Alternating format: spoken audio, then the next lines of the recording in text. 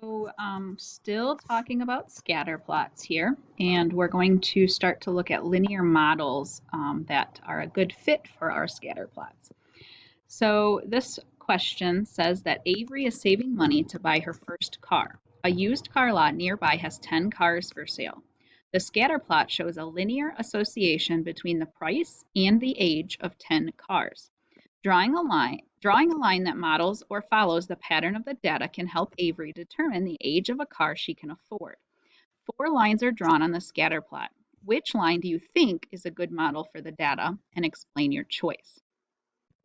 So what I notice here is our dots are kind of all right here in this group. So I'm definitely going to cross off line A and line B. Then I'm going to look at line C or D. And um, line D and line C. Um, line D seems to be more in the middle of all of the dots, where line C is kind of on the edge of the top part and then on the edge of the bottom part. But line D seems to go right through the middle. So I would pick line D because it goes through the middle of most points, or the middle of the scatter plot.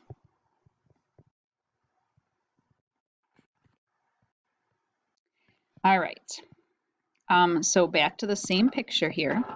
It says we can look for lines that follow a pattern of most of the data points. A good line of fit closely follows the pattern of the data and models the type of linear association. So if it is a negative association, then the line is going to have a negative slope. It's going to go downwards. If it's got a positive association, then the line would be going upwards.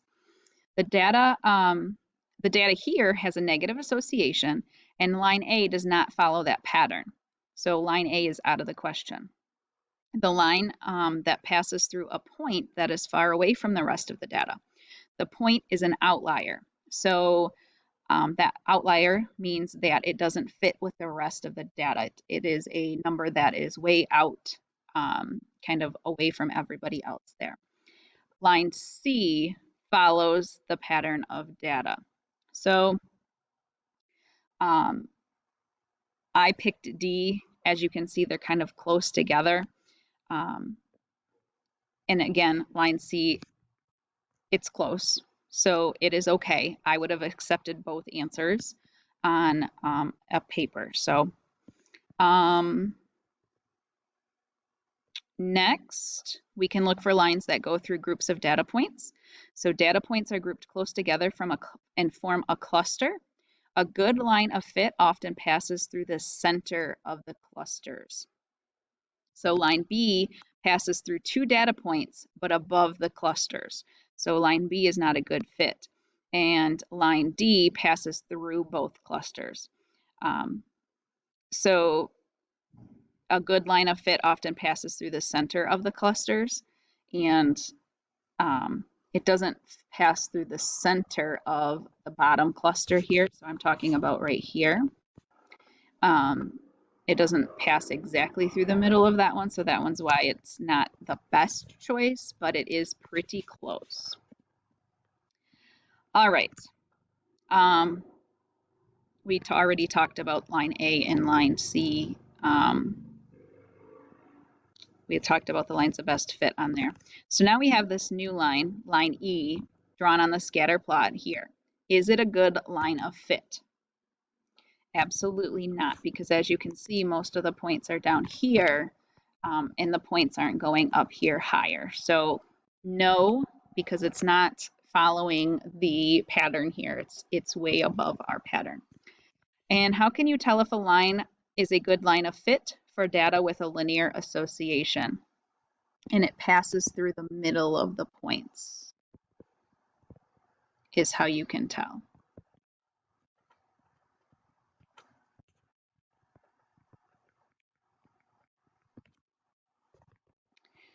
All right.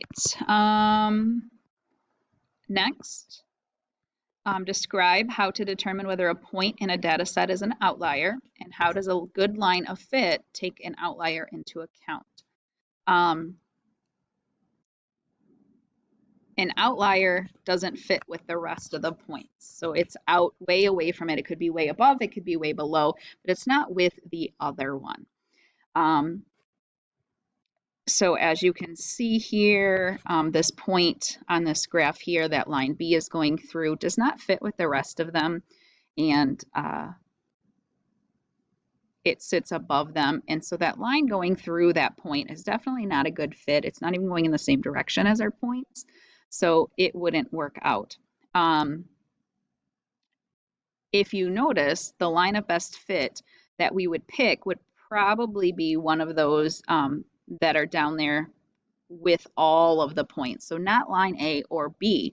So how does these lines of best fit take that outlier into account?